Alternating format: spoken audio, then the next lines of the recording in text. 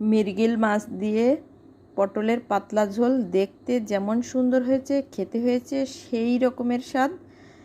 এমন সবজি খেলে চিরসবুজ থাকবেন সারা জীবন। প্রিয় দর্শক, আসসালামু আলাইকুম। আমার আজকের রেসিপি পটল দিয়ে মৃগেল মাছের একটু পাতলা ঝোল। কথা না বাড়িয়ে মূল উপকরণে চলে যাই। আসলে বন্ধুরা, গরমের দিনে এ ধরনের সবজিগুলো যদি টাটকা মাছ দিয়ে রান্না করা হয় তাহলে খেতে হয় সেই দুর্দান্ত। বিশেষ করে আজ সত্যি রান্নাটা করতে যে আমার ভীষণভাবে খুব মনে পড়ছে আমার বাবার বাড়ির কথা। যাই হোক বন্ধুরা, বাড়িতে পুকুর ছিল, পুকুর থেকে এই টাটকা মৃগেল মাছ ধরা হতো। পেট ভর্তি ডিম, কি বলবো, এত সুন্দর খেতে। আর রান্নাটা হতো কাঠের চুলায়। কাঁচা কলা, পটল, কি এগুলো দিয়ে আম্মা রান্না করতেন, কি যে এনজয় করে খেতাম। আজ আম্মা নাই, কিন্তু অনুভবে উনি আমাদের পাশে আছেন বলে তার রান্নাগুলো করতে পারি। বাড়িতে ছিল ভাই বোনের মেলা, কি মুখরিত পরিবেশ, সব কি বলবো, সত্যি অসাধারণ একটা সময়, খুবই মিস করি। তো যাই হোক বন্ধুরা, সবই আছে, শুধু নাই সেই মজার রান্নাটা। যাই হোক বন্ধুরা, মাঝে মধ্যে কিছু কিছু রান্না করতে গেলে স্মৃতি মনে পড়ে যায়, এজন্য শেয়ার করে ফেলি মনের অজান্তে। তো বন্ধুরা, এভাবে রান্না করে দেখবেন কতটা মজার হয় খেতে। তো দেখতেই পাচ্ছেন আমি মাছগুলোকে একটু উল্টে পাল্টে ভেজে নিচ্ছি। সব মাছগুলো এভাবে আমি ভেজে নিব। আর পটলগুলোকে ভালোভাবে ছিলে এখন ওর স্কিনগুলো একটু চিরে নিয়েছি, যেহেতু আমি আজ আস্ত পটল রান্না করব, যাতে মশলাগুলো পটলের মধ্যে ঢুকে যায়। তো বন্ধুরা দেখতেই পাচ্ছেন প্যানে আমি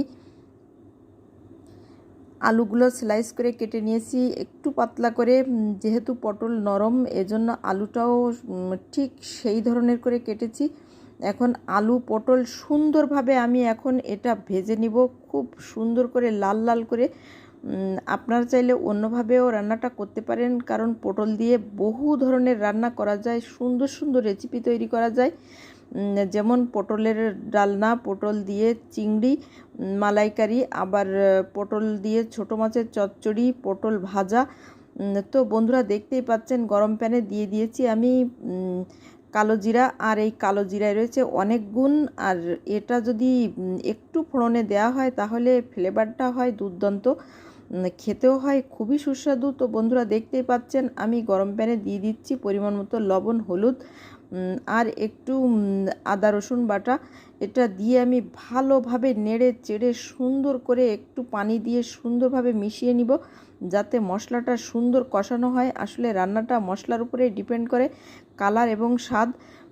তো বন্ধুরা দেখতেই পাচ্ছেন মশলাটা আমার সুন্দর কষানো হয়েছে। এখন আমি পটল আলু দিয়ে আবারও ভালোভাবে কষিয়ে নিব, যাতে আরও সুন্দর মতো হয়।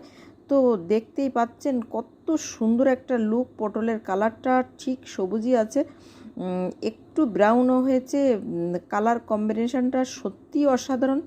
তো বন্ধুরা আপনারা একবার হলেও এভাবে ট্রাই করে দেখবেন, কতটা মজার হয় খেতে। দিয়ে দিলাম পরিমাণ মতো পানি, যাতে সিদ্ধটা হয়ে যায়। দেখতেই পাচ্ছেন কত সুন্দরভাবে বলক চলে এসেছে। এখন আমি এখানে অ্যাড করব মাছগুলো দিয়ে নেড়ে চেড়ে ভালোভাবে ঢাকা দিয়ে দিব। কাছে দূরে যে যেখান থেকে আমার ভিডিওটি দেখছেন একটু লাইক, শেয়ার, কমেন্ট, ফলো এগুলো দিবেন। চ্যানেল সাবস্ক্রাইব করতে ভুলবেন না। নিত্য নতুন রেসিপি প্রায় দেওয়া হয়, আপনাদের উৎসাহ পেলে সত্যি অসাধারণ রান্না আমি উপহার দিব। কারণ রান্নায় যদি একটু প্রশংসা পাওয়া যায় তাহলে রান্না করতে খুবই ভালো লাগে। তো বন্ধুরা দেখতেই পাচ্ছেন রান্নাটা আমার প্রায় শেষ। এখন আমি এখানে জিরা, গোলমরিচের গুঁড়া দিয়ে শেষ করব। আজ এ পর্যন্ত, সবাই ভালো থাকুন, আল্লাহ হাফেজ।